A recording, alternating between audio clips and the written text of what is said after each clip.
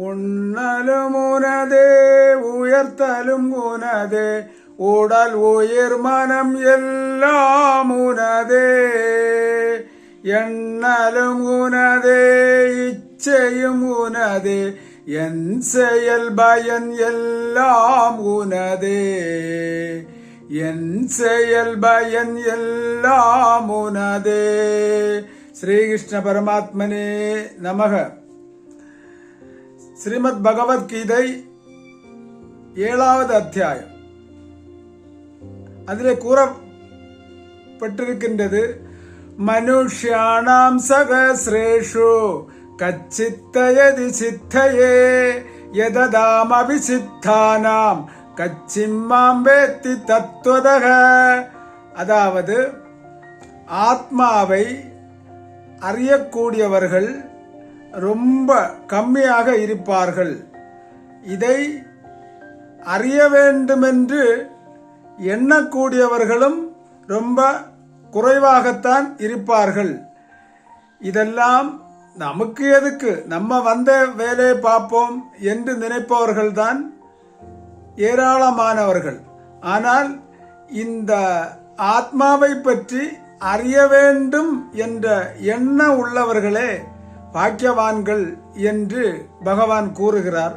மனுஷ்யானாம் சகஸ்ரேஷு கச்சித்தயதி சித்தையே எததாமபி சித்தானாம் கச்சிம்மாம் வேத்தி தத்துவதக.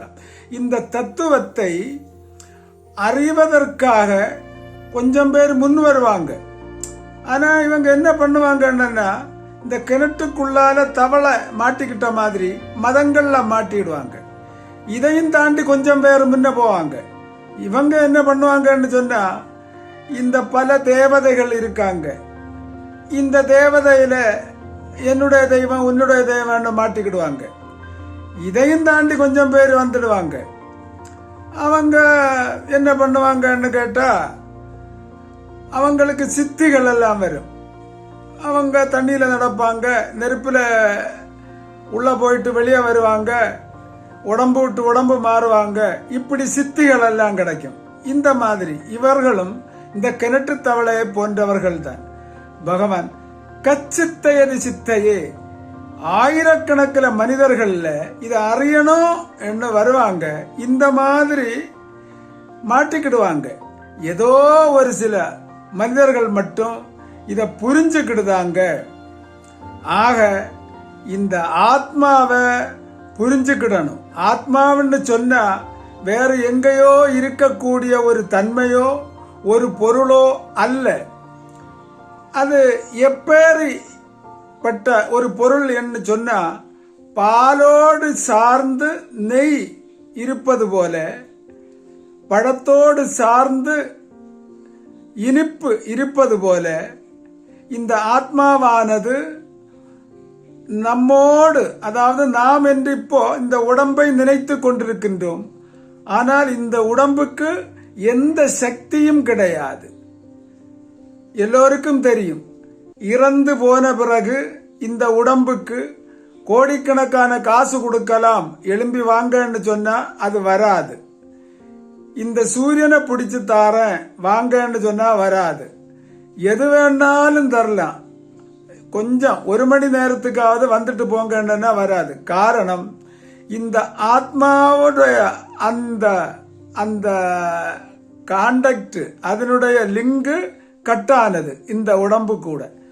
ஆக இந்த ஆத்மாவுதான் ஜீவ ரூபத்தில் கண்கள் வழியாக காணுவது, காதுகள் வழியாக கேட்பது. இந்த ஆத்மாவை அறிய வேண்டும் என்று கோடிக்கணக்கான மனிதர்கள் முயற்சி எடுக்கின்றார்கள். திருமணம் பண்ணாம இருந்து முயற்சி எடுக்கின்றாங்க,